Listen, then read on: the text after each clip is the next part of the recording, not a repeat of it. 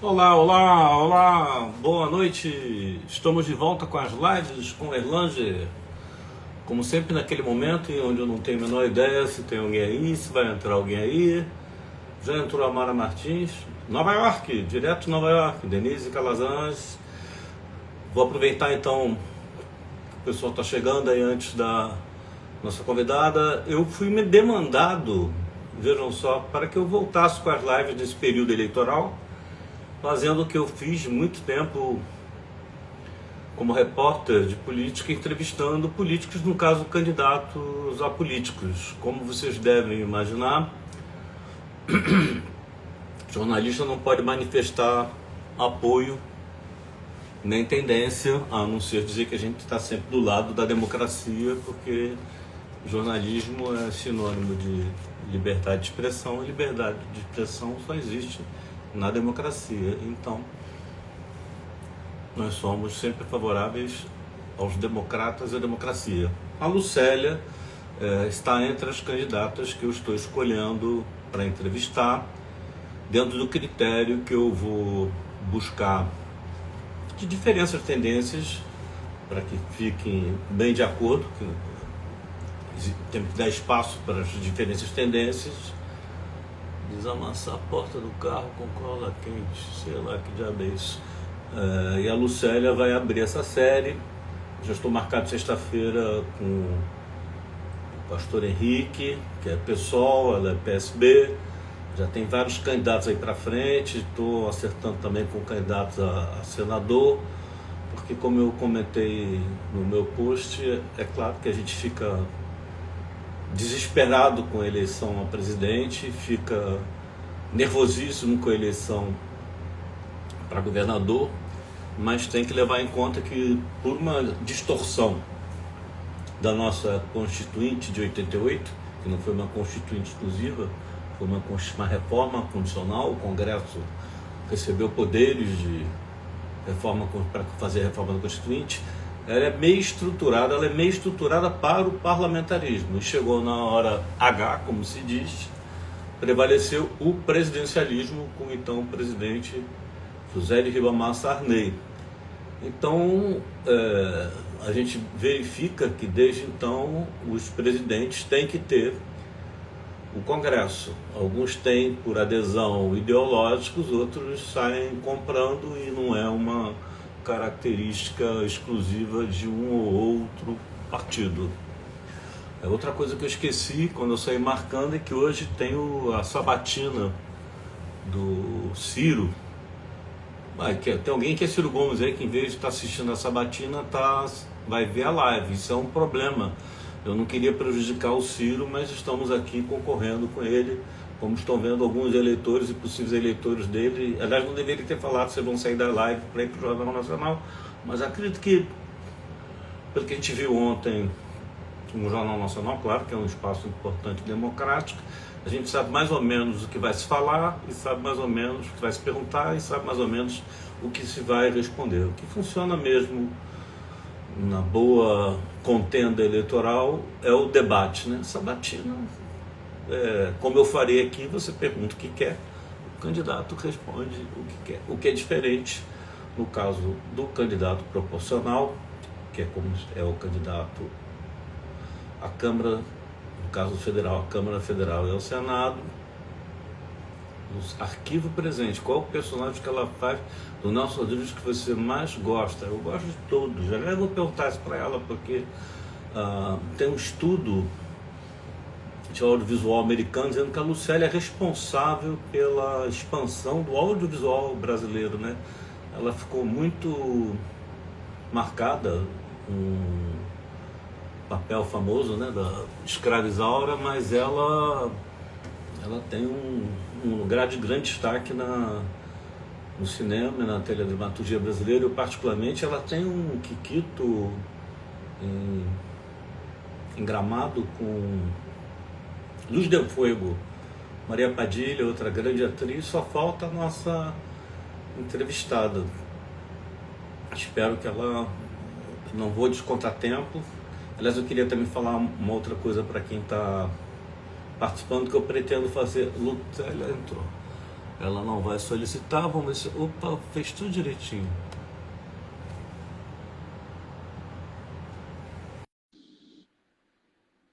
Saber das novidades. Gente, tem tanta gente, Ciro Gomes entrando aqui. Oi, Saber. Oi. boa Como é que você tá aí? noite! Desculpe o atraso. Você Não, tá... faz parte. Político, eu tava começando. Minha carreira começou. Só não pode, só não pode chegar atrasado em debate, porque aí eles deixa a cadeira vazia. vazia. Tava falando, Lucélia, que eu tinha meio que parado com as lives, mas eu tive muita demanda. O público pediu que eu voltasse não, para voltar especialmente porque a minha formação é de repórter de política mesmo, eu chuto com as duas, brinco nas 11. Mas aí eu estou fazendo uma seleção, eu como jornalista eu não posso declarar voto nem apoio, mas de candidatos que eu acho interessantes que sejam conhecidos para que as pessoas... eu estava falando o quanto é importante no país, por causa da nossa Constituição, que ela ficou com uma pegada parlamentarista e ficou presidencialismo, é impossível governar hoje sem passar pelo Congresso, e esperemos que no futuro passar pelo Congresso não significa comprar deputado, como vem acontecendo desde o governo Fernando Henrique Cardoso, PT. Para governar, sai comprando das maneiras mais diversas. E estava pedindo desculpa, que a gente está provocando um estrago na sabatina do Ciro, que eu esqueci que era o horário dele, então as pessoas, em vez de assistir o Jornal Nacional, estão aqui assistindo a nossa live. Você está me ouvindo bem?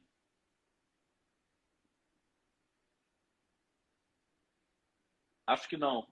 Você está me ouvindo bem?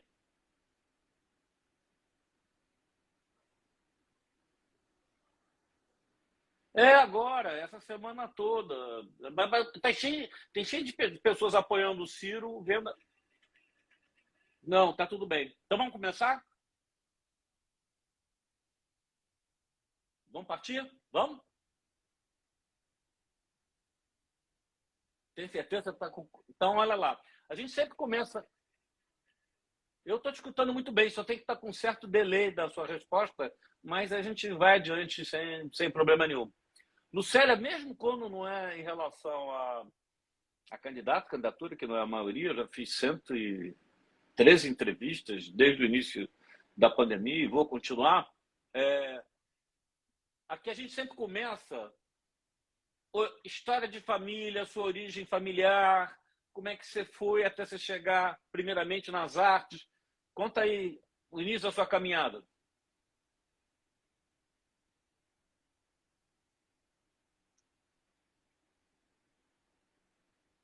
Começou o 5G no Rio hoje, hein?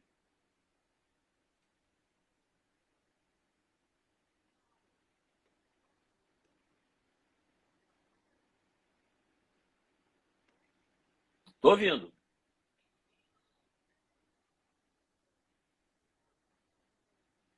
Então, você está demorando a responder, mas tá ouvindo bem.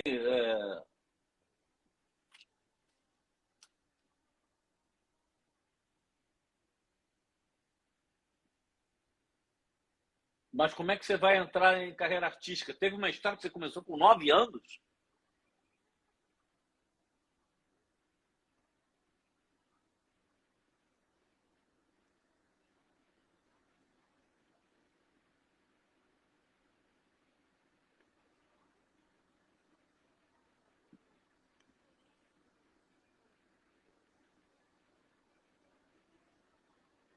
Tira Beca.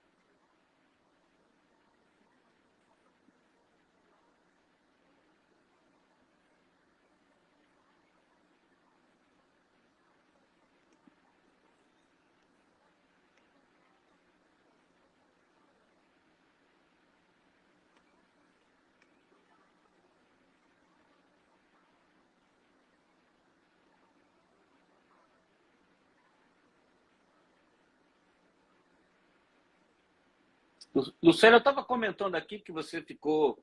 Eu não vejo nenhum demérito, não, porque é um personagem incrível, a Escravizaura. Eu fiz dever de casa, estudei. Tem estudos nos Estados Unidos dizendo que você é responsável pela propagação do áudio brasileiro, não é na China, não, no mundo. Você também. Será que a gente sai e volta? Você tá com Wi-Fi ou está com 4G? As pessoas estão dizendo que não estão ouvindo o teu áudio. Será que é melhor sair e voltar? Wi-Fi, tá bom? Vou sair e vou voltar. Sai e volta. Tá. Ninguém tá... Mas estavam me ouvindo? Alô, alô?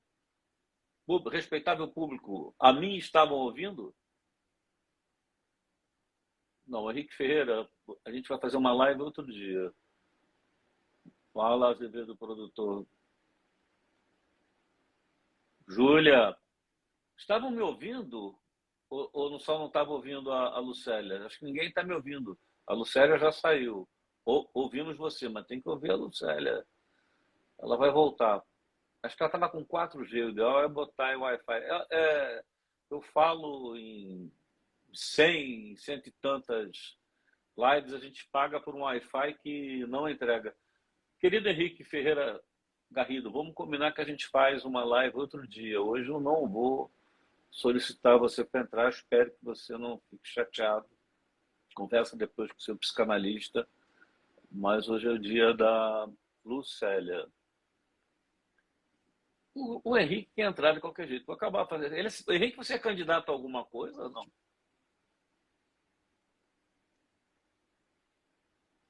Mas é uma vergonha. Obrigado, Henrique. Continua aguardando aí que daqui a pouco eu te chamo. O Lucélia, vamos ver solicitação.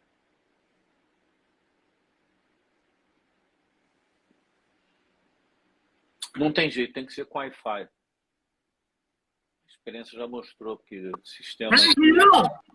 Não, agora estou te ouvindo bem. Eu também estou te ouvindo muito melhor. Eu estava sem Wi-Fi, eu estava no 4G, estava horrível. Tá. Pronto. Vamos dar uma recapitulada. Eu estava falando sobre... Já tinha feito uma opção de que a gente chama no jornal na área de cera, falando muitas coisas que tem a ver com a entrevista. Aí pedi para você falar como é que foi sua partida para a vida artística, que começa a chamar... Eu morava em Santo André, com 14 anos, 15 anos.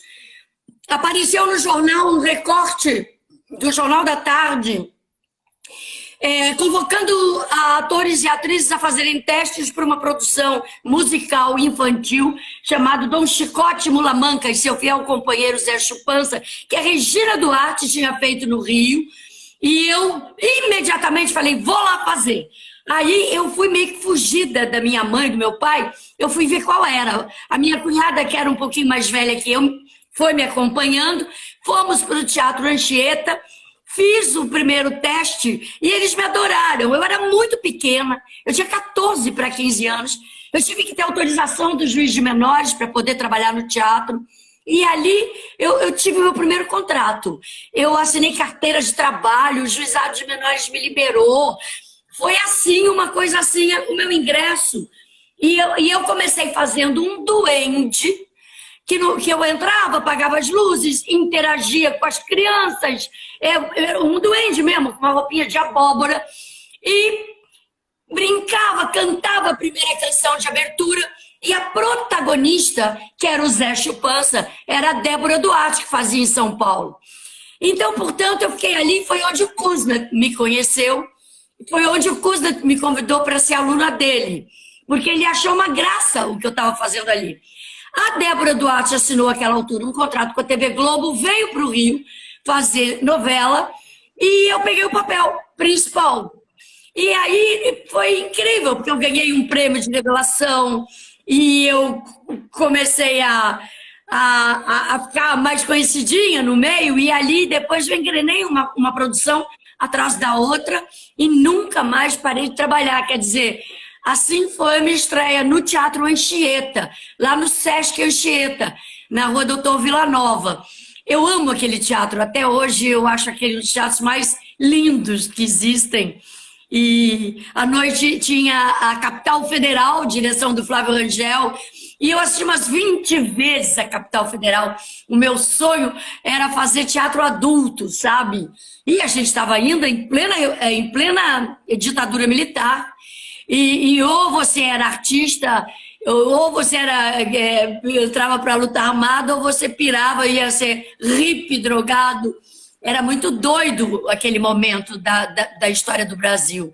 E foi assim que começou a minha vida adulta, né? Aos 14 para 15 anos. Lucélia, eu comentei assim também rapidamente, acho que não estava truncado. É claro que se a gente ficar falando sobre a sua carreira, a gente não vai falar sobre a candidatura.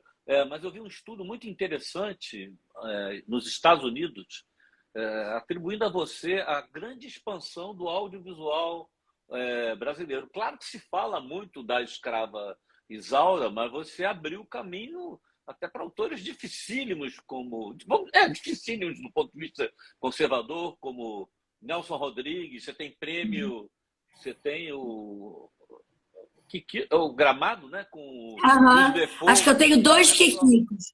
Tenho o prêmio de Brasília. Mas estou dizendo que não são.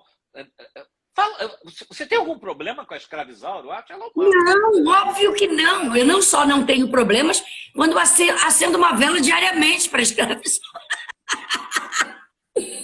Não, a escrava Isaura foi um fenômeno até hoje inexplicado. Porque realmente a escrava Isaura foi uma coisa que surpreendeu a todos. Até a própria Globo. Ninguém. Isso aqui a novela foi comprada lá no escritório da Inglaterra.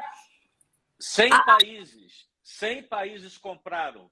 Eu acho que todo o mundo comprou, ou se não comprou, roubou do vizinho, mas só não entrou na China. De resto, entrou em todos os continentes. Entrou na América do Norte, na América do Sul, na América Latina, na Ásia. Na Índia não entrou, porque a Índia não entra nada. A Índia é o maior produtor de audiovisual do mundo, maior que os Estados Unidos, e eles não compram nada, e eles têm uma cultura muito específica. Então, os filmes indianos têm aquele padrão cultural, as novelas. Eu tive na Índia algumas vezes, tive a oportunidade de assistir as novelas e os filmes, e, portanto, a escrava Isaura não foi vista na Índia. De resto, eu ouso dizer que entrou no mundo inteiro, até no Tibete. Eu lá fazendo peregrinação no Tibete, entrando nos monastérios, e louca com aquela beleza e aquele país extraordinário. Isaura. E no Tibete, a escrava Isaura passou em mandarim, né, que é o dialeto oficial chinês, com dublagem em tibetano. E eu conheci a atriz tibetana que fez a dublagem. Conheci também a atriz chinesa, não, a tibetana não fez a dublagem, ela fez a narração. Você tem uma coisa que eles chamam de fica uma voz por baixo Overvoice. e por cima. Overvoice, né? Na Polônia foi assim também, em alguns países da Europa foi assim, acho que na Hungria foi assim. Mas a escrava Isaura começou assim, foi. Era um karma mesmo da novela e meu, né? E fomos para o mundo. Foi incrível, isso é muito forte. E a televisão americana, num programa chamado Good Morning America, eu tenho esse programa, que eles estavam analisando essa linguagem, teledramaturgia, séries, porque já nos Estados Unidos, mesmo as nossas novelas eram tratadas como séries, né? E aí eles disseram que era a série mundial mais difundida de todas. Naquela época tinha um grande sucesso que era Dallas, uma série americana. E eles diziam que era a mais difundida, mais do que todas as séries americanas. E eles se questionavam por que não era produzido nos Estados Unidos. Eu achei isso curioso. E é assim... uma história de escravidão curiosa, porque é uma escrava branca, né? Aham. Isso hoje, nos tempos atuais, seria extremamente checado pelo movimento negro.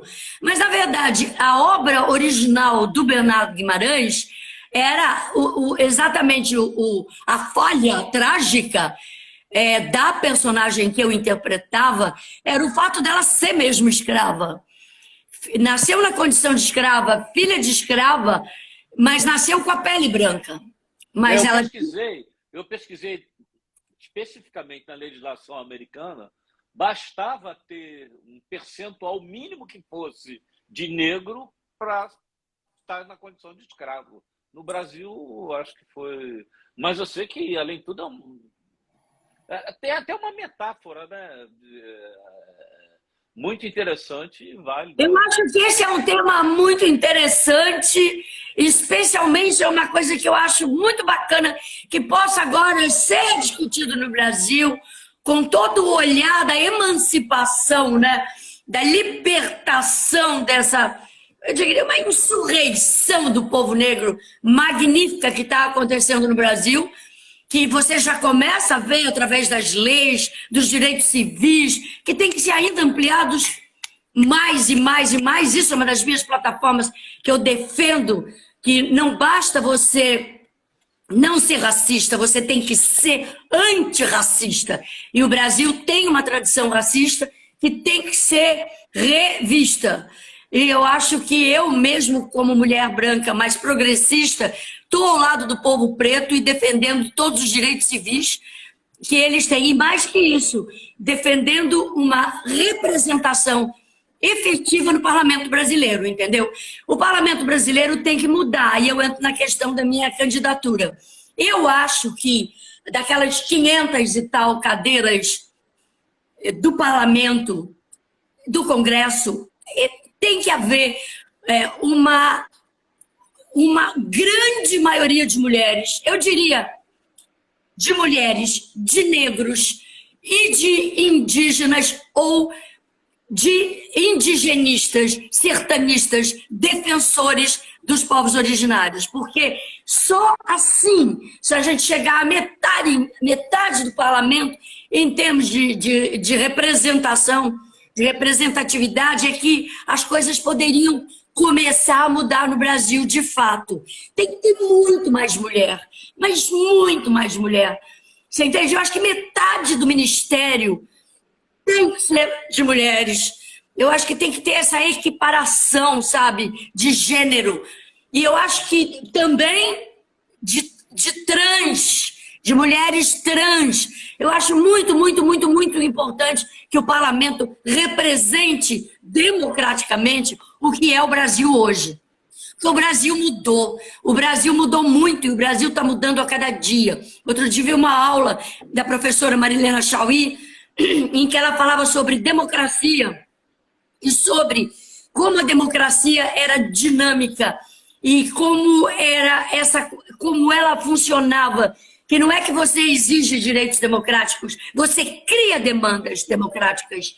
E o que está acontecendo no Brasil é exatamente isso. O movimento LGBTQIA+, e a emancipação das mulheres, a emancipação do povo preto, isso tudo está girando a roda da democracia e do processo democrático. Então, por isso é que é muito importante nessa eleição que as pessoas tenham essa consciência e votem em negros e negras, e votem em mulheres, e votem em gays e LGBTQIA+, todas as pessoas que estão inseridas nesse arco-íris. Entende? Essas plataformas precisam avançar, até que a gente consiga realmente um diálogo democrático nacional equilibrado, porque hoje a sensação que eu tenho, depois você me fala a sua impressão, é que está tudo tão careta, mais careta do que nunca. É como se a gente tivesse andado um século para trás com esse governo atual, com essa ascensão da igreja. Mas eu não tenho nada contra os evangélicos, eu quero deixar isso bem claro, porque não são todos evangélicos que são bolsonaristas. Existem evangélicos muito, muito incríveis, evangélicos progressistas, mas é que hoje a pecha de evangélico ficou, a bancada evangélica que apoia Bolsonaro e que, mais que apoiar Bolsonaro, ajudou efetivamente a eleger Bolsonaro com esse discurso retrógrado do demônio, de que igreja que não é igreja evangélica, que igreja africana, de matriz africana, umbanda, candomblé, seja o que for, é coisa do demônio. Isso é de uma ignorância que a própria primeira-dama do país reproduz. Outro dia, numa fala dela, ela reproduziu uma fala totalmente racista, totalmente ignorante com relação ao que são as religiões que fujam ao escopo dos evangélicos. Então, eu acho que todas essas coisas têm que ser discutidas, Luiz. Eu acho que a gente tem que ir... Pessoas que pensam de uma forma mais aberta, que podem mudar mesmo o país, que podem debater com a sociedade, gerar demanda, gerar democracia, defender democracia, abrir espaços libertários. A gente tem que conseguir chegar lá, porque do jeito que está, pode ficar pior. A gente tem que... Você passou por alguns temas que a primeira coisa que eu vi uma frase recentemente é assim: o problema não é Cristo, é esse fã-clube que tá por aí. É esse fã-clube que está por aí. Não tem como, sempre registro, quando você fala a questão dos trans, e estava falando do conservadorismo, o Brasil é o país que mais mata trans no mundo. É uma coisa assustadora, muito assustadora. Vou avançar para frente para voltar para trás. Seu mandato, depois voltar para a questão da moral, bons costumes e teatro. Coincidentemente, eu vi na sua conta, você sendo eleita, esse novo parlamento é que vai ver a revisão das cotas, não é isso? Desculpe, não, a revisão das cotas é uma proposta do governo atual. Hoje até gravei um vídeo falando sobre isso. Nós temos que lutar pela manutenção das cotas. Eu pensei, ela queria transformar num prazo, ela não tem prazo. Eles queriam que fosse por um prazo, é isso? Retirar as cotas? Sim, eu acho que esse governo é contra as cotas. E a gente tem que lutar para que elas permaneçam. Isso foi um projeto de lei que aconteceu durante o governo Dilma. Ela que liberou essas cotas. Eu não sei se tem um prazo para acabar, mas é que tem muita gente que é contra as cotas. Por quê? Porque as cotas democratizaram a universidade pública. As cotas permitiram que os negros, indígenas, deficientes físicos sentem lado a lado com os brancos privilegiados ou ricos ou endinheirados, ou seja o que for. O fato é que essa lei das cotas mudou o astral, chacoalhou, e graças a isso, centenas de milhares de pessoas que não teriam oportunidade de estudar e de se formar no Brasil chegaram a ser doutores e médicos, advogados, engenheiros, profissionais de todas as formas e doutores. Então, assim, uma coisa imediata é lutar. Hoje é aniversário da cota, 10 anos que tem essa lei. Então, tem que lutar para que isso permaneça. E mais do que isso, amplie. Que isso se amplie. Porque a universidade tem que ser democrática. E a universidade tem que receber fundos do governo. Eu fiquei chocada outro dia que eu fui à Unirio, que é uma universidade importantíssima do Rio de Janeiro. Importantíssima. E por causa de todas essas glosas que o governo Bolsonaro fez, retirando o dinheiro da educação, depois nós fomos entender para onde estava indo o dinheiro, mas até então o que nós recebíamos como notícia é que o dinheiro estava sendo glosado, cortado, os fundos estavam sendo cortados para a educação, para a merenda, para tudo. E a Unirio, eu fiquei tão triste de ver o prédio tão feio, tão sem manutenção, caindo aos pedaços, com infiltrações graves. Não pode, não pode. Um governo, eu espero isso muito do Lula, que ele não só faça o que ele já fez, mas como ele amplie isso extremamente. Eu acho assim que tem que ter muito, muito dinheiro para a educação, mas Mas quando falo muito dinheiro, é muito dinheiro mesmo. Os melhores países do mundo, os países com a melhor sociedade civil, são os países mais educados, são os países que mais investiram em educação. Eu já li muitos artigos sobre isso. É impressionante que os países onde investiram pesado em educação, assim, as maiores verbas foram para a educação, com tecnologia de ponta, acesso à internet, tecnologia. Isso é fundamental para todas, para todos, inclusive para os que hoje são discriminados. Eu defendo tecnologia de ponta, escolas qualificadas para as crianças do ensino público em todo o Brasil. Entende? Não é só para a escola de rico. O Eduardo Campos falava uma coisa que eu concordo 100% com ele. Ele dizia que o Brasil que ele queria era um Brasil... A aspiração é que um dia, no país, os ricos e os pobres dividissem as mesmas cadeiras na escola, estudassem juntos na mesma escola. E eu também penso assim. Eu não queria ver discriminação entre pobres e ricos, negros e indígenas e brancos. Eu queria que todas as pessoas em idade de estudar tivessem o mesmo acesso à mesma universidade qualificada. E que os professores tivessem a sua profissão dignificada, porque os professores do Brasil são tratados muito mal também. Eu acho que os piores são os artistas ainda, depois a gente vai falar sobre isso, mas os professores tiveram um achatamento salarial nos últimos anos, de não conseguirem ter uma vida legal, decente, boa, qualificada. Os professores são importantíssimos, são as pessoas da vida da gente. Eu me lembro da minha professora de matemática e português e física na escola, no primeiro curso, no ginásio, na época era ginásio. E eu aprendi matemática, aprendi todas as coisas que eu necessitava para dar o meu primeiro pulo, verbos, conjugação de verbos, equações de terceiro grau, trigonometria. Eu adorava estudar com os meus professores porque eles eram maravilhosos, eles eram divinos, espetaculares. Eu gostaria que hoje o estudante e o professor tivessem essa mesma admiração mútua. Hoje, eu tenho ido a reuniões de gente das comunidades em que eu ouço depoimentos de professoras que levam tapa na cara de aluno. De aluno. Ou seja, esse é o mundo da família e dos cidadãos e cidadãs de bem, uma escola em que... Isso dentro da comunidade, a criança dá na cara do professor, dá na cara... Escola bolsonarista. Eu acompanho com especial atenção, porque eu estudei lá, a UFRJ, onde você tem uma brilhante, a primeira reitora da UFRJ, que é a Denise, espero que você venha conhecê-la, se não conhece, que é outra mulher espetacular. O dilema dela é pagar conta de luz. O dilema dela não é só professor, é conta de luz. O dilema dela é pagar segurança. Você fala segurança.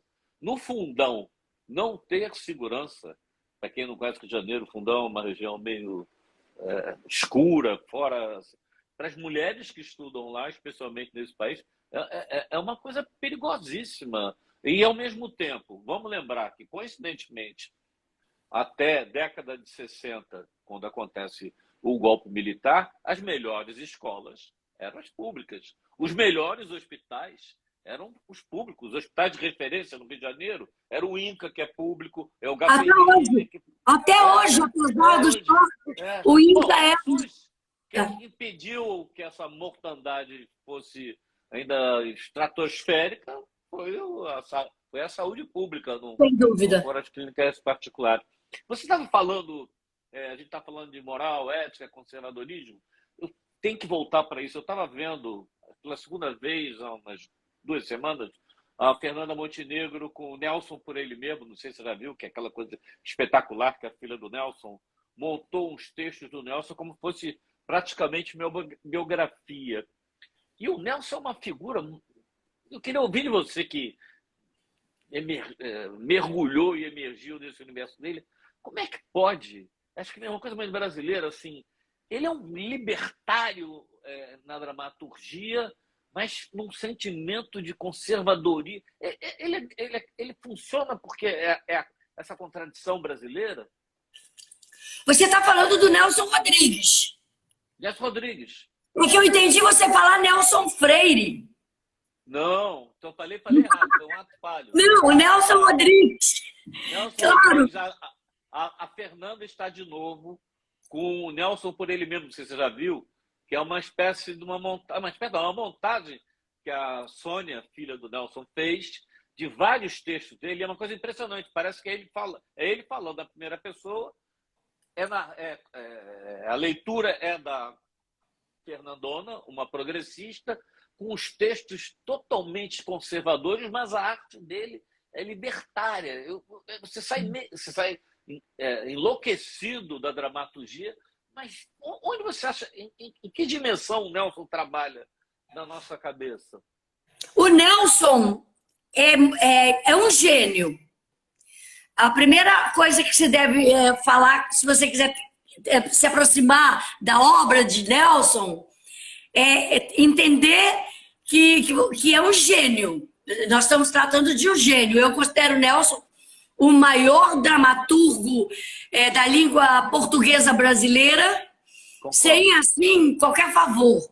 E o Nelson, eu conheci o Nelson um bocado, convivi com ele, e ele era genial em tudo, no dia a dia, nas coisas que ele dizia, quando ele te ligava, ele tinha umas tiradas, mas o que eu acho da obra do Nelson, todas as pessoas dizem todos dizem que o Nelson era sabidamente um homem de direita, inclusive amigo dos militares naquela altura. E a vida do Nelson foi toda marcada por muitas tragédias pessoais. E uma das tragédias pessoais do número, perguntando meu número, 4004. Não, você vai repetir várias vezes depois. Uma das tragédias pessoais do Nelson é que o próprio filho dele, Nelsinho Rodrigues Filho, com quem eu convivi no presídio, eu ia visitá-los, foi assim que eu comecei a minha militância aos 17, 18, 19 anos, era visitando os presos políticos, e eu convivi bastante com o Nelsinho, e eu já conhecia o Nelson Rodrigues como atriz, de fora do presídio, e nos encontrávamos lá no fim de semana, eu visitando meus amigos, e pegando bolsa, artesanato, cinto, chinelo, estilogravura para vender, para fazer dinheiro para eles, e Nelson visitando o Nelsinho. E lá dentro era engraçado encontrar o Nelson nesse contexto. Era muito sofrido para ele essa realidade. Porque o Nelson teria dito ao Nelsinho que não existia hipótese de haver tortura no Brasil. Porque os militares diziam para o Nelson que era mentira, que não, sabe, fake news. Diziam que não existia tortura no Brasil. E o Nelsinho um dia disse ao Nelson e contou ao Nelson como ele tinha sido torturado. E o Nelson ficou destruído como ser humano por ter um filho nessas condições e por ele acreditar no outro lado, entendeu? Então, assim, eu acho que ele vivia um grande drama pessoal nessa questão político-ideológica. Agora, ele passou por uma... Quer dizer, a vida dele é uma tragédia rodriguiana. Sim, rodriguiana. Família, teve uma parte da família que morreu na queda de um prédio, né? E a história do Barba, né, que estava preso, que ele vai ao Médici, consegue negociar que o filho será solto. Aí ele comunica ao filho, aí o filho, só eu? Não, você, eu consegui. Se meus colegas não saírem juntos, eu não vou embora. E continuou preso. É incrível. Então, é incrível, ele não aceitou sair, o Nelsinho.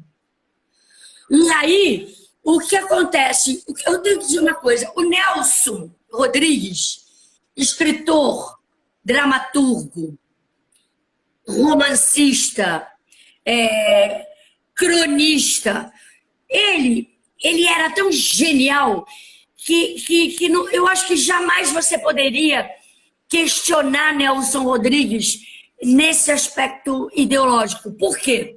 Eu fico sempre pensando assim, se você imagina Shakespeare, o grande escritor que foi Shakespeare, você sabe qual era o partido dele, Langer? Eu Alguém alguma concordo vez totalmente. perguntou qual era o partido do Shakespeare? Ou para que time ele torcia, se ele era de Eu direita ou de concordo. esquerda? Se a obra não faz proselitismo Não fala. ideológico, então é a mesma coisa que eu fico revoltado. Eu adoro, para mim, o grande músico clássico é o Wagner. Aí é um nazista. Ele morreu antes do Hitler ter nascido. A Orquestra Sinfônica de Israel passou anos sem tocar Wagner porque decidiram que ele tinha um carimbo sionista, antisionista. Enfim, eu concordo. Acho que o artista ele tem um papel social e tal, mas ele vale pela obra que ele faz. Até mesmo Monteiro Lobato, eu achava que os livros dele deveriam continuar a ser publicados com uma ressalva na abertura dos livros, dizendo: esse livro foi escrito em uma determinada época, tem características racistas tais, tais e tais. Faz parte da minha formação muita coisa do Monteiro Lobato, e não me tornei Da minha também. não me tornei uma pessoa pior do ponto de vista ético, moral e social por ter lido Monteiro Lobato. As coisas meio fica parecendo aquelas coisas de revolução cultural de país comunista, China, tira, cancela. Uhum.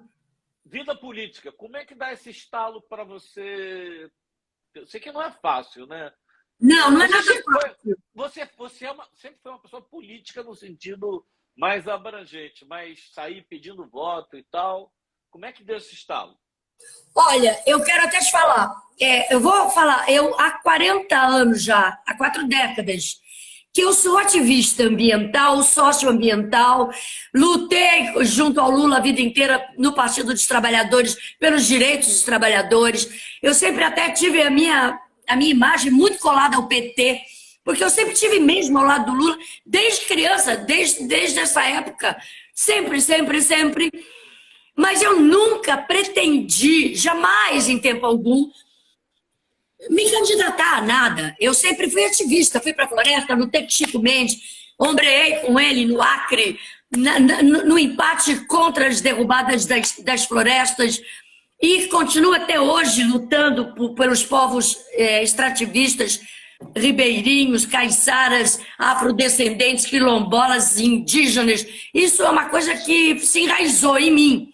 Então, essa parte da minha vida, pouca gente conhece. As pessoas me conhecem mais como atriz, naturalmente.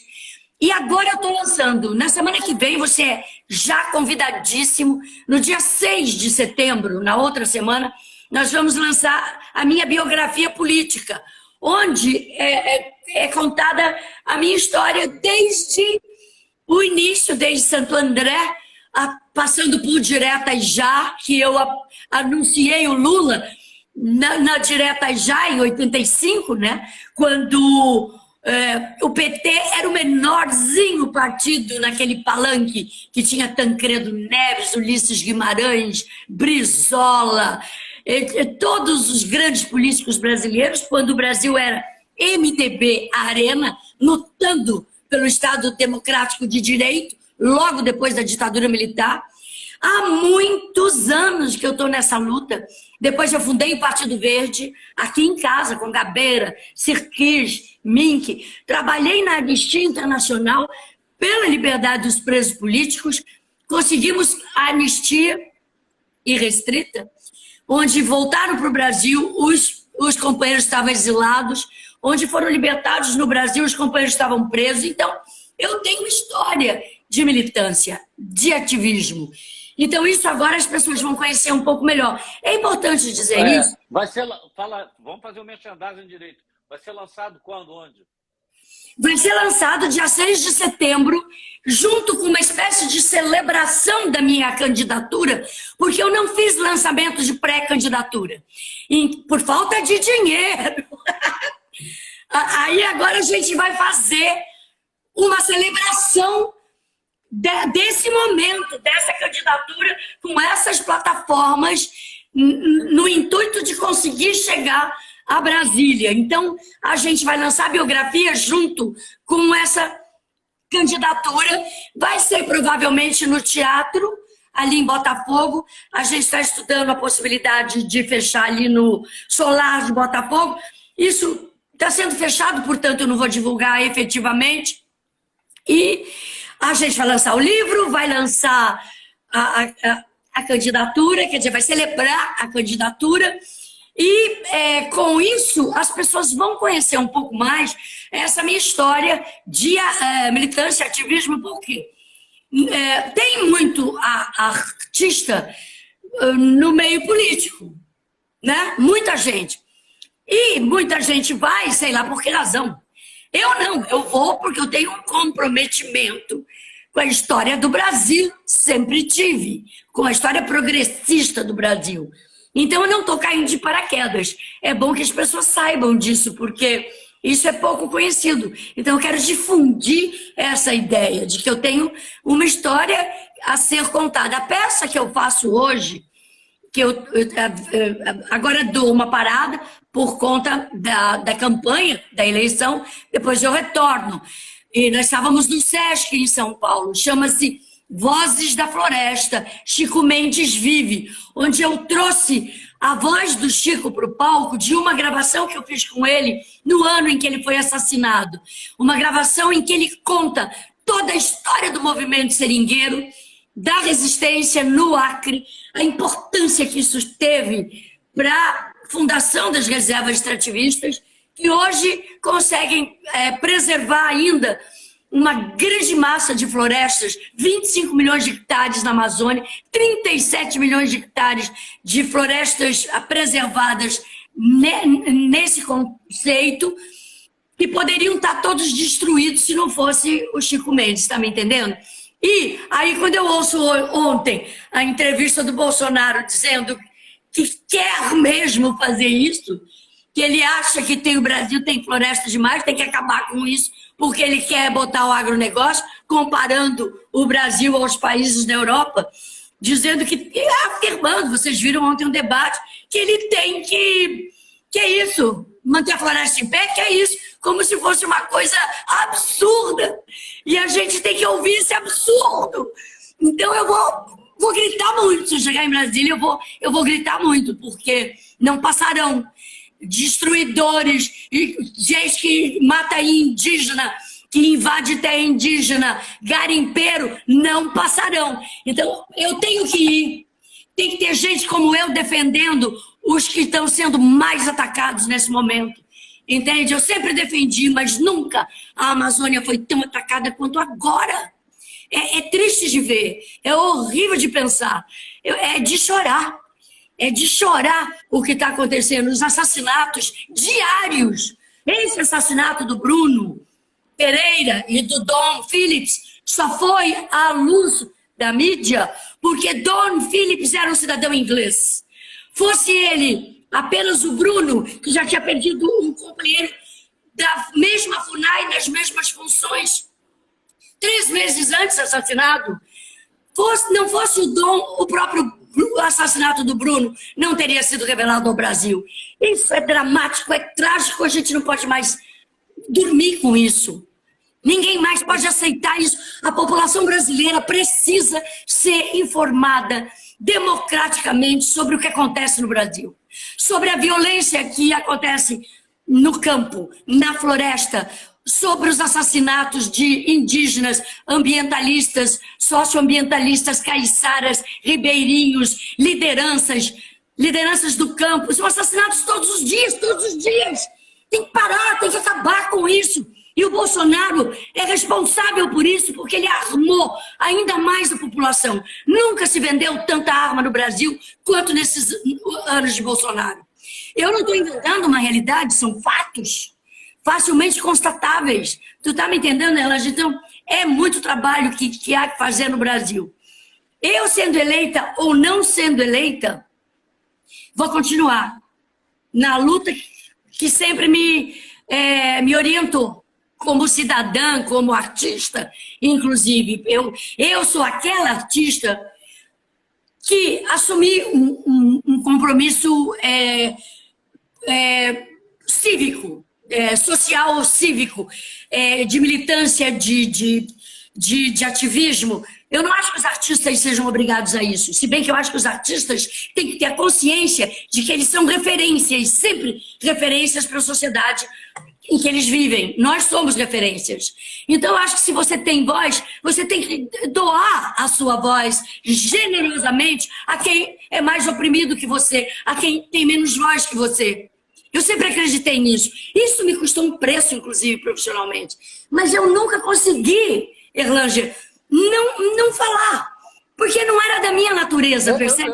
Eu ia perguntar duas coisas. Uma é que eu acho que, não ostensivamente, mas essa sua militância, acho que meio te empurrou um pouco para fora do sistema, digamos, da produção cultural, televisão. Estou errado? Sem dúvida. Eu tive que me reinventar para sobreviver no Brasil, fora das novelas. Porque eu fiquei conhecida mundialmente e muito conectada ao povo brasileiro pelas novelas. Porque eu fiz novelas de grande sucesso, novelas que entraram muito bem no Brasil inteiro e o povo gostava do meu trabalho, apreciava, curtia. Imagina que eu tinha audiência de 70 pontos. Eu nunca tive audiência menor que 60 pontos. Isso era uma hegemonia de comunicação, entende? Não era repartida como é hoje a audiência. Entrava, tinha 60%. Nos últimos capítulos tinha de 70% para mais. E eu fui criada nisso. A minha imagem colou no inconsciente, no consciente cultural brasileiro, como assim a moça, a escrava Isaura, a Virgínia de Ciranda de Pedra, a Janete de Água Viva, a Fernanda de Locomotivas. As pessoas adoravam o meu trabalho. E eu acho, não faço questão de ser, como fala isso, não é vaidade, não sei, eu acho que eu fiz um bom trabalho. Não é falsa modéstia. Entende? Eu acho que eu fiz um bom trabalho. Eu acho que se eu não tivesse feito realmente um bom trabalho, não teria tido um impacto como eu sempre tive com a audiência. Isso posto, é evidente que não ter isso foi extremamente violento para mim como atriz, como artista, né? E eu tive que conviver com isso, porque ou eu fingia ser um tipo humano que eu não era, para poder conjugar interesses e poder fazer uma mediação e tocar a minha vida com bons contratos. Você sabe como é difícil. Ou eu falava, ia para frente de luta e paguei o preço. E fui entendendo isso de uma forma dolorosa ao longo da minha vida. E teve um momento que eu tive que me reinventar. Aí vem uma energia que eu tenho, que só Deus para dar conta, porque eu fui produzir cinema, produzir teatro, e fui me reinventando para não ser apagada, para não ser cancelada. Você percebe? Então, a minha vida foi de trabalho. E eu tenho muito orgulho disso. Então, eu não sou fraca, não. Claro que eu podia estar numa vida muito mais tranquila, com uma aposentadoria garantida, com tranquilidade financeira, não tenho nada disso. Eu sou uma trabalhadora do dia a dia. Até hoje eu tenho que me reinventar, faço teatro em São Paulo, já estou programando a temporada depois de outubro, caso eleja ou não eleja, vou continuar a minha temporada no teatro. Eu preciso trabalhar para viver. Não tenho aposentadoria, não tenho dinheiro guardado. Então, assim, eu gosto de viver assim, porque eu me sinto forte. Eu sinto que eu me fortaleci dessa forma no Brasil, porque ninguém pode me cobrar nada. Enfim, paguei o preço que eu achei que eu podia pagar e pronto, não vou ficar chorando pitanga, eu vou tocar a vida adiante. Então, a minha candidatura vem também dentro desse contexto. Eu vou, uma vez deputada, defender os direitos dos artistas, entendeu? Os direitos dos artistas que envelhecem e que não têm um fundo de garantia. Os artistas acabam indo para o retiro dos artistas, quando não tem um fundo de garantia, alguma condição financeira na terceira idade, não conseguem mais trabalhar, acabam indo para o retiro. Eu quero trabalhar para ter uma aposentadoria digna para as pessoas que envelhecem, fundo de garantia mesmo, uma pensão vitalícia para as pessoas. A gente vai trabalhar sobre essa ideia. Eu quero que as pessoas tenham os seus direitos autorais respeitados, os direitos de intérpretes mais respeitados no mundo inteiro, entendeu? Então, assim, tem muitas causas da cultura. Eu vou lutar por cota de tela para o cinema brasileiro, que é estrangulado pelo cinema americano, não consegue competir jamais. E o cinema brasileiro eu acho, dos cinemas mais inteligentes, criativos e formidáveis do mundo. E eu vou lutar. A gente não consegue. O Domingos de Oliveira falava muito isso, eu tive uma experiência, documentário. É uma coisa absurda, porque você tem uma dificuldade enorme em conseguir verba para produzir e tal, aí produz, não tem distribuição. A distribuição está toda na mão de empresas americanas que não tem o menor, quer colocar as suas franquias de super-heróis e tal, não tem sala. Não tem sala para exibição. Não tem sala, ou você consegue produzir um filme com muito esforço e ainda ficam demonizando a pobre da Lei Rouanet, que sempre ajudou a classe artística. Ou seja, é incrível. Eu sou candidata pelo Rio de Janeiro.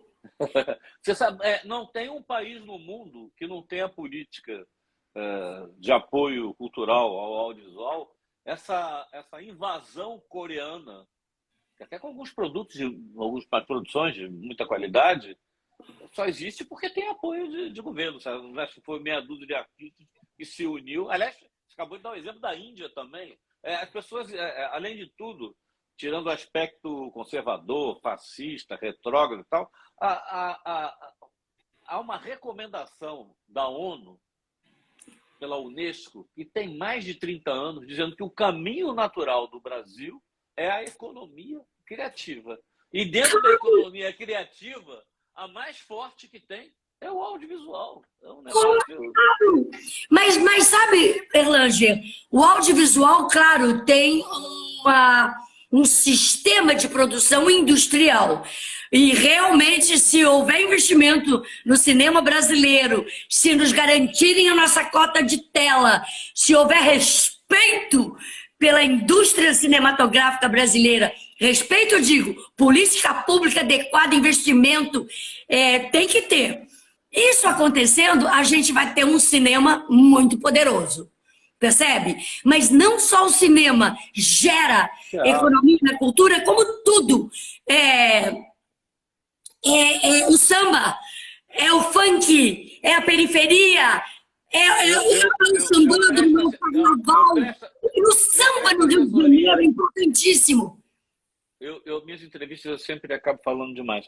Eu presto assessoria no Sebrae. Não existe no Brasil um grande investimento no artesanato. Você fica falando do artista e tal. O artesão, assim, aí você tem... o Sebrae vai exibir, dentro de alguns dias, aliás, você deve assistir uma mostra incrível de artesanato indígena, que até isso, entre digamos, as dívidas que nós... A cestaria indígena é uma loucura! Imagina isso sendo respeitado. Não, seria vendido como commodity no mundo todo. A gente fica comprando bugiganga, sem demete nenhum, de chocalho, não sei onde e tal. Nós temos uma cultura de artesanato indígena da melhor qualidade. Esse, do caso do Sebrae, vão ser bancos que eu não conhecia. São bancos de peça única, feito com uma técnica incrível. São 35 etnias do Xingu. Aí ficam falando dos incas, dos astecas e tal. Assim, quando você fala economia criativa, você está falando, e no caso do cinema, não é só o artista, não é o diretor, é a mulher que trabalha na cozinha. A cultura. A cultura. E é identidade cultural brasileira. Erlanger, sabe qual é o meu sonho de poder? Agora, você sabe, você vê televisão, você sabe que o espaço da TV está todo comprado pelo agronegócio. Não é? A grande estrela sempre são os comerciais do agronegócio. Eu acho que o Lula devia botar de cara o grande comercial, a cultura brasileira, e do extremo ao extremo do país, as cores, a dança, o ritmo, a beleza, o teatro, o cinema, a televisão, o artesanato, tudo que é cultura, que gera renda, emprego, economia. A cultura pode ser um dos maiores vetores de sucesso econômico no Brasil. Eu investiria nisso, investiria também na questão do carbono. Agora, falando da Amazônia, é uma outra live. Mas as duas coisas que podem transformar o Brasil num país respeitado internacionalmente é a Amazônia bem cuidada, dentro da sua biodiversidade e com uma economia de sustentabilidade respeitada, e a cultura brasileira levada aos extremos, sabe? Liberdade criativa, investimento na cultura, cultura para todo mundo, cultura para o mundo. Os americanos diziam isso. Onde vão nossos filmes, chegam nossos produtos. Se o Brasil quiser fazer bons negócios, tem que deixar o cinema brasileiro explodir mundo afora. A cultura brasileira botar sua cara mundo afora. Todo mundo vai querer vir ao Brasil, conhecer a beleza, conhecer o país. Tem que mudar esse astral. Eu vou dar um... Estou falando mais que um papagaio hoje. Não tem nenhuma cláusula de confidencialidade, já estou fora quase 10 anos da Globo. Eu acompanhei uma negociação na época da Marluce em que a Globo perdeu todos os filmes da Disney. Porque a Disney disse que daria os filmes para a emissora que também exibisse o tal do Clube do Mickey. Porque, na verdade, o que ela queria vender era boneco do Mickey, o chapeuzinho do Mickey e tal. A colonização hoje não se dá mais com tropa, né? Se dá com a cultura. Claro. Não, mas a gente tem que fazer isso agora no Brasil, se imagina. A gente tem que mostrar também a cara do Brasil, que não é esse Brasil que mentindo para as crianças na escola, que o herói brasileiro era o bandeirante que matava indígena. Ele que era valente. Não! Tem que contar a história reversa, a história do indígena que sobreviveu ao aculturamento, às invasões, às chacinas, à colonização. Entende? Os negros brasileiros são estrelas.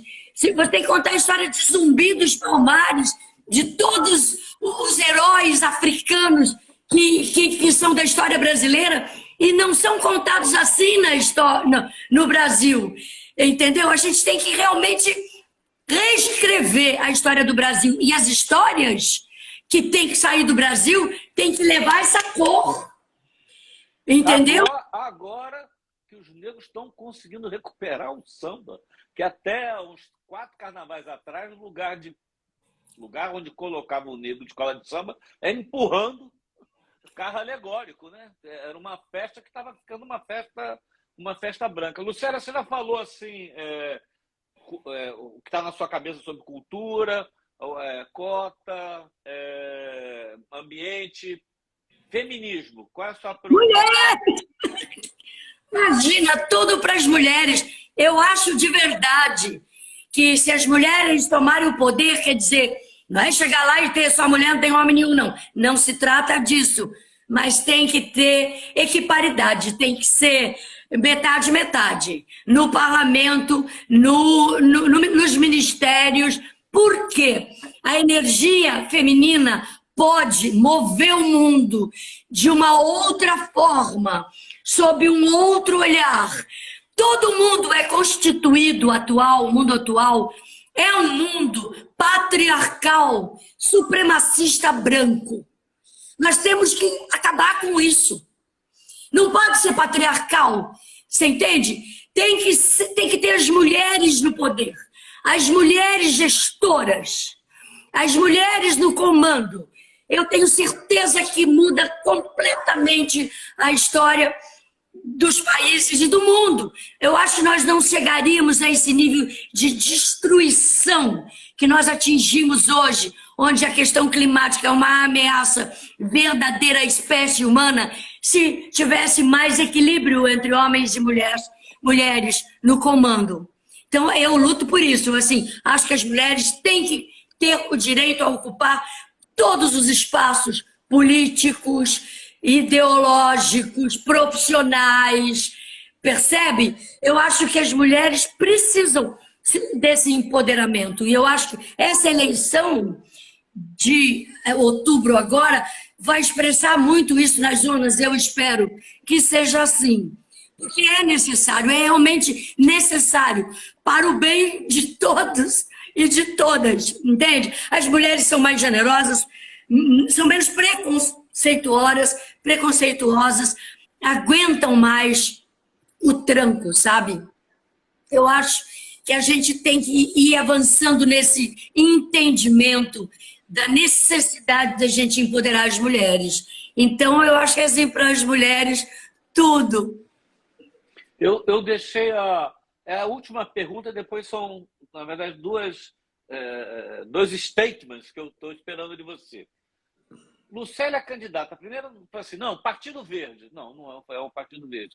Rede, Marina. Não, por que acabou sendo o PSB? E como é que você está vendo esse rolo com o Molon? Por que PSB e o Molon? Eu vou te falar. Eu fui para o PSB bem empurrada pelo não à homofobia, óbvio.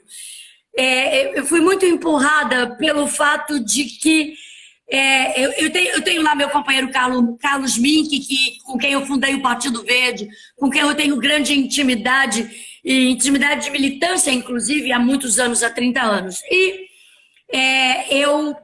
ele fez muita questão que eu fosse para o PSB, onde ele está, ao lado do Molon. O Molon é o presidente do PSB e o Mink, o vice-presidente do PSB. E as condições que eu tinha, pelo menos aparentemente, eu vou ver isso agora, ainda não recebi nenhum dinheiro. Aí está uma confusão, mas aí não é só a confusão do PSB, é uma confusão generalizada. Geral. Os partidos todos estão passando por esses problemas de fazer contas por causa da cota de mulheres, que é melhor nessa eleição, que vem de encontro a toda essa nossa conversa anterior, com relação à cota de mulheres negras. Então o pessoal está doidinho, fazendo contas, e isso atrasou, acho, um bocado as questões todas.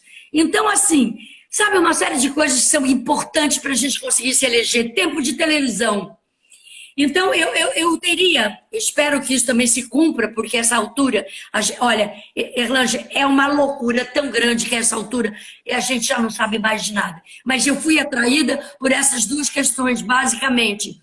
Tempo de televisão para poder me apresentar aos eleitores e esse acesso a ter algum dinheiro e alguma flexibilidade para colocar as minhas ideias e ter uma campanha mais libertária e, enfim, de ter maior circulação no processo de campanha. Mas eu te confesso, fazer campanha é algo muito especial. É muito mais difícil do que eu imaginava. E pode se preparar que você vai ter que espernear muito para conseguir tempo de televisão e lutando. Porque, minha experiência, né? Na hora H tem uma coisa muito perversa, que o partido prefere colocar em quem sabe que já está mais garantido, apostar, digamos, em coisas mais certas e esquecer a renovação, enfim. Mas você é... Eu tenho uma vantagem, que eu sou bem conhecida. Na locomotiva, você é uma locomotiva. Eu tenho certeza que você vai passar atropelando aí todo mundo. Olha, a campanha tem um aspecto que ela está sendo tão boa para mim, tão boa, que na rua, especialmente na rua, eu tenho recebido muito apoio e muito carinho da população. Isso me alimenta de uma forma incrível. Então, assim, eu penso assim, quando eu recebo aqueles abraços, às vezes, muito também das mulheres, as mulheres me dizem, meu voto é seu, eu acredito, porque quando uma mulher fala, ela está ali falando a verdade. Então, eu tenho me sentido muito abraçada, muito acolhida quando eu estou na rua, no meio da população. E eu quero fazer daqui para... Eu tenho agora que ficar gravando essas coisas de mídia que são fundamentais, mas também eu quero estar o máximo possível na rua, panfletando, que eu acho que se eu estiver na rua, essa energia vai girar e vai fazer com que eu possa me comunicar com um grande número de pessoas e possa conseguir me eleger. Mas são muitos votos. Então, eu tenho que ficar pedindo voto, eu tenho que ficar o dia inteiro pedindo voto. O dia inteiro pedindo voto. É isso. Lucélia, fizeram pergunta, essa entrevista que a gente chama de live vai ficar tanto no Instagram e vai para o meu canal no YouTube. Eu já falei com os coordenadores da sua campanha que eu faço com todos. Fica à sua disposição para você picotar depois, não vai botar esse troço que ninguém aguenta. Separa os trechos que você acha importantes e fica usando, porque você vai precisar de material. Não estou fazendo nenhuma proteção. Não, com certeza, agradeço imenso. Tá. Agora sim, agora é o momento horário eleitoral, mas não é ainda a despedida, tá? Para ser assim. Por que votar em Lucélia Santos? Porque eu não vou trair você. Eu sou uma pessoa que eu não tenho duas caras, não, e a maioria dos políticos tem. Sou obrigada a dizer isso. Mas os compromissos, eu tenho uma marca na minha vida toda. Os compromissos que eu assumi, eu sempre fiz todos os esforços para cumprir. E vai ser assim como deputada. Eu assumi compromissos e vou cumpri-los. Vou trabalhar honestamente, vou fazer sempre o meu melhor para cumprir as agendas, para honrar o salário que vou estar recebendo, para levar adiante as lutas, para estar ao lado das pessoas que me elegeram, para honrar o voto dessas plataformas que eu defendo. Você está percebendo? Então, eu acho que realmente eu tenho um perfil de gente diferenciado dessa gente que está viciada na máquina política, que já chega lá cheia de vícios e tal. Engomada. Eu não estou engomada, eu estou bem assim, pronta para a luta. Eu acho que eu vou ter uma atuação no Congresso Nacional é importante no sentido de que eu vou ser um pouco assim uma militante das causas que eu acredito, entendeu? Claro que eu vou ter que lidar com todo aquele corpo que envolve um mandato e pretendo fazer isso muito bem, porque a gente aprende a lidar com toda essa circunstância, mas eu vou ser muito fervorosa na minha defesa aos meus ideais. E com isso eu vou dar muita porrada em quem precisa levar porrada. Eu vou para o embate das causas que eu defendo, você entende? Uma coisa, vocês não esperem de mim que eu seja uma pessoa morna no parlamento. Vou ser uma pessoa que eu vou agitar aquilo lá, vou levar os pajés para fazer uma pagelança. Vamos defumar aquela Brasília, passar uma fumação lá, dar uma rezada naquela gente, que o negócio tá ruim, tá pesado. Não, brincadeira à parte, o espírito é esse, entendeu? Eu estou com uma pergunta, desde que você falou na questão de arma, de barra pesada e tal. A gente tem, tudo bem que teve lá o colega inglês, o indianista, mas nós temos caso de Marielle, parlamentar. Você tem algum pouco? Você tem medo? Erlange, eu não tenho medo nenhum de nada. Eu não tenho medo de ninguém. Eu não vou deixar de ir para o enfrentamento por medo.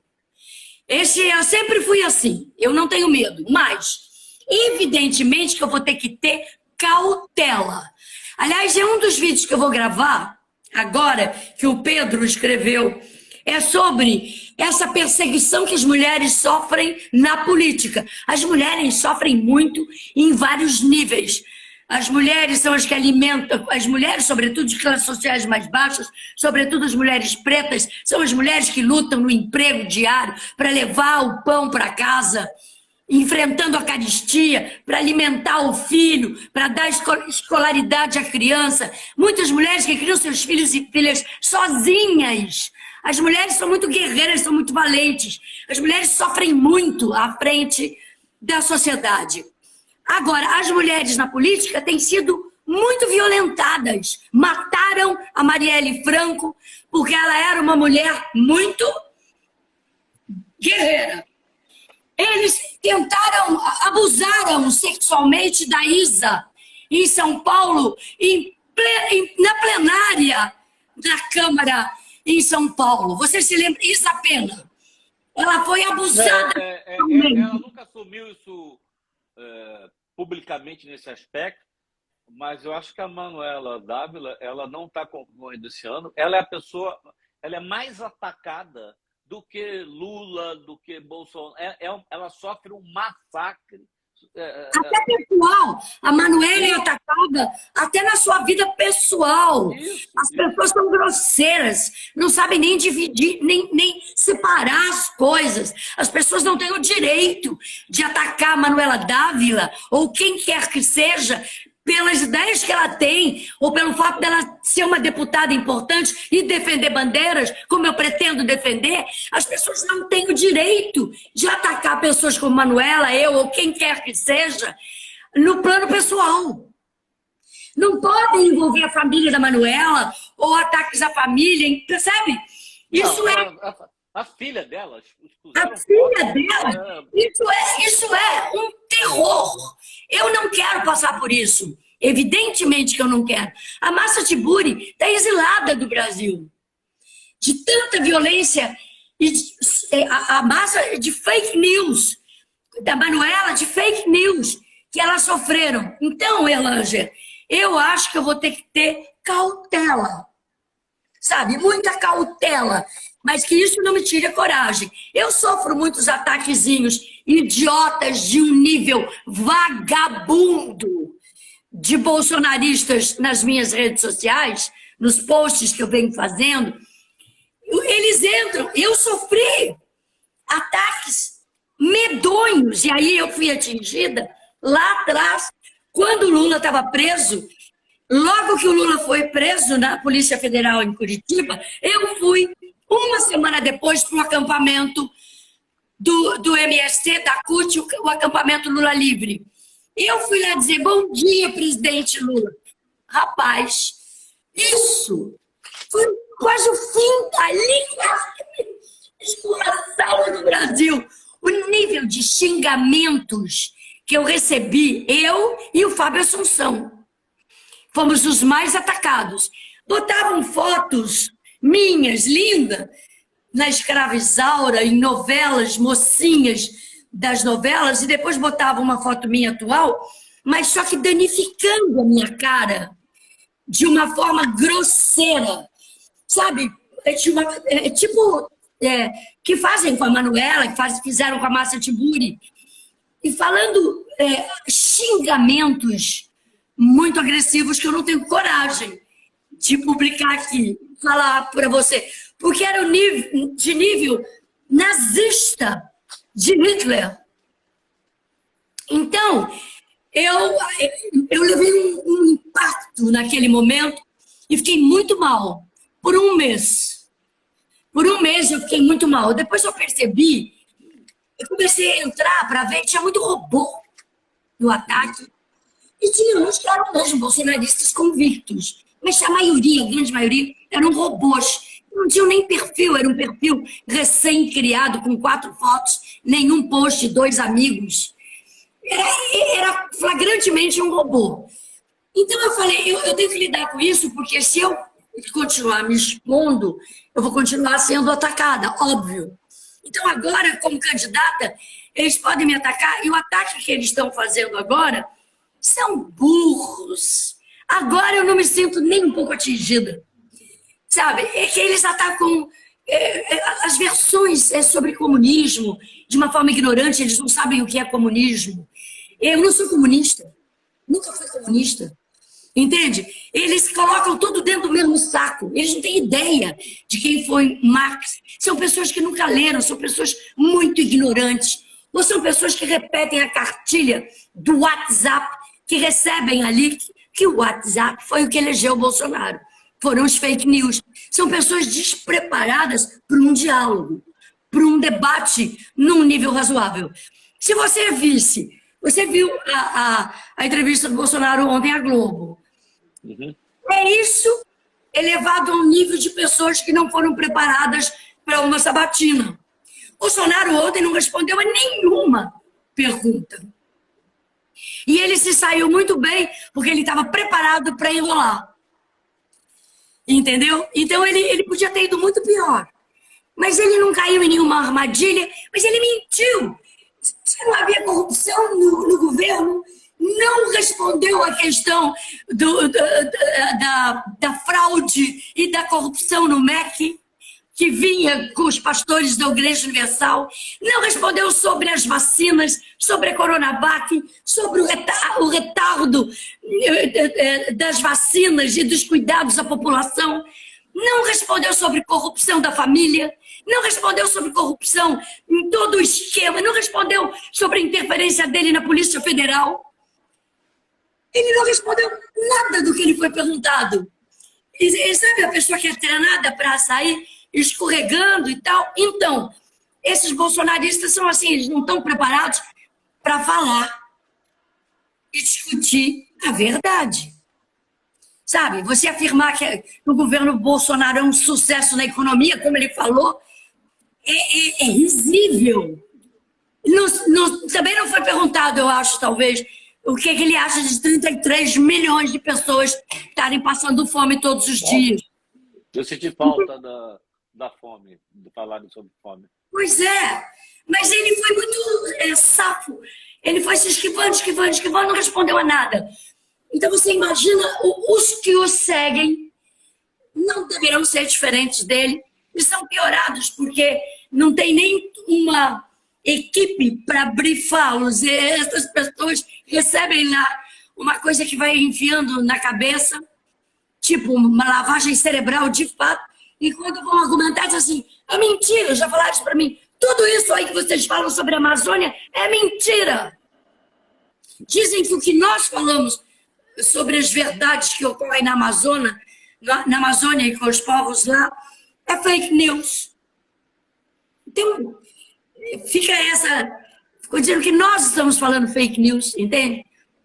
Então não dá, aquelas frases de efeito, minha bandeira jamais será vermelha, sua comunista, essas coisas não atingem, sabe? Eu acho chatos, sabe? Eu tenho mais o que fazer, seus chatos. Para de me seguir. Se não quer ouvir os meus argumentos, não enche a paciência. Vão embora da minha página. São chatos, muito chatos. Mas enfim, gente, cuidado. Não, enfim, entendi. Se você está nessa causa, eu sei que você é uma militante, aguerrida e tal, mas é que lá no fundo tem esperança. Você preparou alguma despedida, alguma coisa assim? Porque eu queria ouvir alguma coisa. Você tem muita espiritualidade. Você tem alguma coisa ou eu posso te pautar? Você pode me pautar. O que eu quero dizer às pessoas é que eu vou falar uma coisa muito sincera mesmo. Eu estou muito contente com esse momento da minha vida, com essa experiência que eu estou vivendo agora. Sobretudo porque o meu filho Pedro, que você conhece muito bem, de quem você é muito amigo, o Pedro se aproximou muito de mim nesse momento da campanha. Ele ficou muito entusiasmado e o Pedro tem sido dos meus maiores esteios para ir adiante. Não fosse o Pedro, não iria. Sinceramente, eu não daria conta. Mas como o Pedro é a minha relação afetiva mais fundamental da minha existência, eu não tive vários filhos, eu tive um filho. E um filho que eu sempre amei, adorei a vida toda. E a gente sempre teve uma relação melhor ou pior, às vezes meio turbulenta. Ele viveu fora do Brasil uma época. E às vezes você sabe como é a relação de mãe e filho, tem embates. Que é natural. Dois artistas. Dois artistas. Então, essa aproximação do Pedro e essa maneira carinhosa como ele está me ajudando na campanha, como esteio, como estofo, como incentivador para eu ir adiante, para mim, diz muito. Quer dizer assim, eu te respeito. Tudo o que você fez por mim teve um valor importante na minha vida. Vai porque eu admiro a sua atitude. Então, isso para mim, eu já ganhei a eleição. Para além do Pedro, o carinho que eu recebo das pessoas na rua, a força que as pessoas me dão, que é tão sincera, eu já ganhei a eleição. Se eu não conseguir os votos necessários para sentar lá no parlamento, eu vou estar muito nutrida para continuar minha luta. De verdade, eu estou falando a verdade. Claro que tem uma coisa assim, claro que eu quero ir, quero levar adiante o trabalho, quero dar continuidade a essa campanha. Porque ela é uma campanha importante, ela está sendo uma campanha muito importante. Só poder falar das plataformas já é importantíssimo. Claro que eu quero ir adiante, evidente. Seria mentir dizer que não quero ir. Sim, mas se eu não for, eu acho que até de alguma maneira eu vou me sentir um pouco aliviada. Lucélia, é uma coisa muito espiritual, porque é o desapego. E eu sou budista, e uma das coisas que a gente mais trabalha é o desapego. Eu estou indo com todo o meu esforço, mas de uma forma desapegada. É isso que eu queria dizer. Eu acho que quem vai com desapego vai com mais força. Eu não posso, vou agora ter um conflito, não é de interesse, conflito emocional, porque, além de tudo, o Pedro, nossa, uma pessoa adorável, uma pessoa queridíssima, um cara super do bem, e, além de tudo, te arrumou uma netinha. Uau! O que é a Carolina, né? Gente, essa é a única parte triste da minha história. Eu morro tá de longe, saudade né? da Carolina todos os dias. Ela está vivendo em Portugal durante a pandemia. Foram 2 anos. Eu não vejo Carolina há muito tempo e eu sou muito ligada a ela, muito apaixonada por ela. Ela é uma beleza de uma criança. Você conhece a Carolina. Então, essa é a única coisa que que às vezes eu falo, eu preciso ver a Carolina. Eu tenho muita saudade dela, eu sinto muita falta dela, sabe? Mas você tem que mudar. Na sua, assim, é só mulher, atriz, ativista, tem que botar avó, mulher, ativista. Avó! Eu boto na hora de me apresentar. Eu sou mãe, avó, ativista, mulher. Lucélia, repete aí o seu número aí, por favor. O meu número é 4004. Decora, 4004. É fácil, é só pegar o número do bolão, que é 400, e botar um 4 à frente. E assim, eu vi que alguém escreveu ali um 0 a mais quando estava passando. Colocou 3 zeros. Não, é 4004. Em São Paulo, o meu colega, o Botelho, que tem o mesmo número que eu, costuma falar 4004. Mas eu acho muito mais fácil a pessoa decorar 4004. Ponto. Acabou.